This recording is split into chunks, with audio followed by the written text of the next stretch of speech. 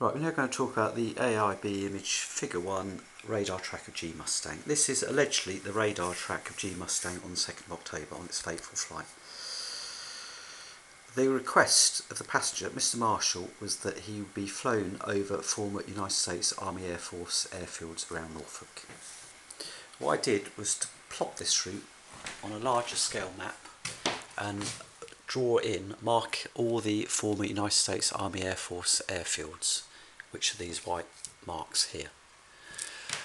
From this point forward up to the Wash, there is not one former United States Army Air Force airfield. So from the edge of my hand there up to the Wash, there's not one former United States Army Air Force airfield. So for half the flight, it doesn't fly over any former United States Army Air Force airfields. Now, the first part of the flight, he flies over maybe just one or two. Starts off at Hardwick, former United States Army Air Force airfield. Shipton, he may have flown over there. The route may have taken him actually more to the left. Up there, there's nothing. He comes back down over Cheshire and then back round. Now, the Bodney, that's one of the most significant former United States Army Air Force airfields, home of the Blue-Nosed Bastards. Old Buckingham, Tibbenham. James Stewart, the actor, a B-17 pilot, was based at one of those. Thorpe Abbott's, the home of the Bloody Hundreds. These are the most significant United States Army Air Force airfields in history, but he doesn't fly over any of them. Bizarre, isn't it? Why fly all the way up to the Wash when he could have started his route here and then taken him out over the coast to show, and you could have seen where the aircraft would have taken off on the views that they would have seen. Lots of more former United States Army Air Force airfields, more of them in this direction. Now, what's unusual is that the aircraft repeatedly transits through military aircraft transport zones. These are the zones here. Now, they're shaped like this because this is an extension of the runway. I think there's something like 5 miles it comes out, something like that. I can't remember the exact distances. Now, you can fly into the blue areas. It's not advisable, but you can. You can lawfully fly through those blue areas. You can't fly into these red areas. These are military zones. You get in serious trouble. Now, Marham, that's a very active RAF base. Would you want to transit through where the flight path is? Now, also, coming down here, the route, look, takes it right through. This is Mildenhall. You've got Mildenhall and Lakenheath here, very busy zones. Would you fly so close to Mildenhall and Lakenheath? Now, what's interesting about this route is, I believe it's been contrived, but the person who's contrived it has knowledge, because they've come through this very narrow gap here, routed through, so they're aware of these military zones. Now, it doesn't make any logical sense. At this point here, imagine if you were flying someone around former United States Air Force airfields. You'd have routed down here through Bodney, Old Buckingham, Tibbenham, and Thorpe Abbott's, wouldn't you? It doesn't make any logical sense, that route. And I believe it's contrived. Right, we now move on to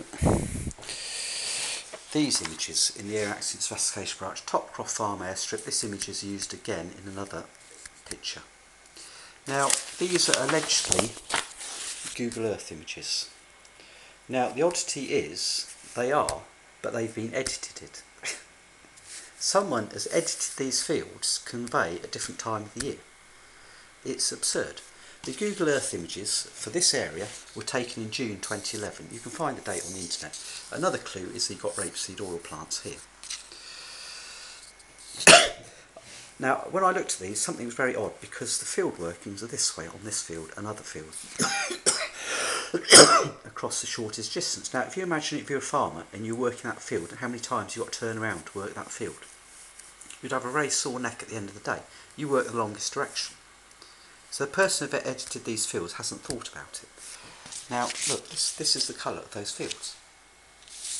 You can see here where it's been cropped here, and it's been edited in there, because that's what it should be there.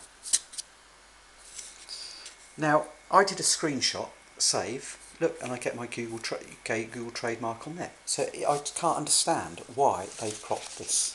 on the bottom. I can tell you why they've edited these fields to convey that it's different.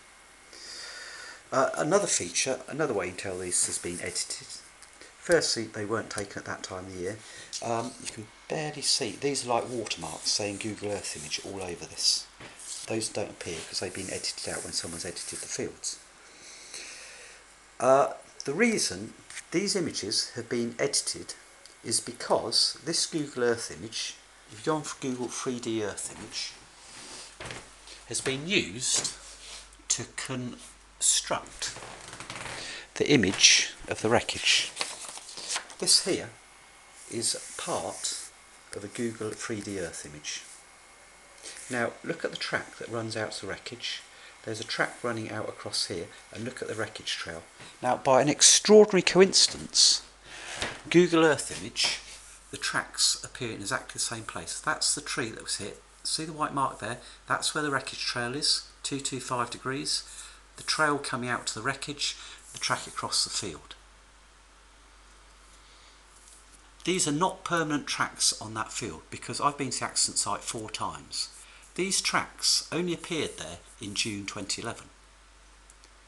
Now the reason I believe those other Google Earth images have been edited was to disguise all of this. And that for us not to think that there was anything that those images were linked to this, but it's basically to disguise this. So it's extraordinary coincidence, isn't it, that these tracks, the aeroplane wreckage has hit that tree, the wreckage trail follows that exact track. The wreckage, the access out to the wreckage has followed that path and that track across the field. Extraordinary coincidence, isn't it? When they're not permanent tracks, and this is a June 2011 Google Earth image. Because this image is fabricated, and I will demonstrate to you how that is fabricated in the next video. Those are the main features there. I've just remembered something about the propeller. The overall diameter of that propeller was 11.6 inches tip to tip. Now the yellow blade tips on the Mustang, that's 4 inches, so you can use that as a scale to work out the length of the propeller blades. Now I calculate the length of this blade to be 3 foot 3 inches. Well, each blade to the centre of the hub should be 5 foot 9 inches. This one works out at 2.6 feet.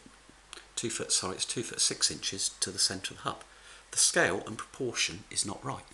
Now if you imagine that's 4 inches there, imagine what the width of the blade should be relative to that. The scale and proportion is not right. Right, that's all for this video. Next video I will talk about that falsified image, this one here.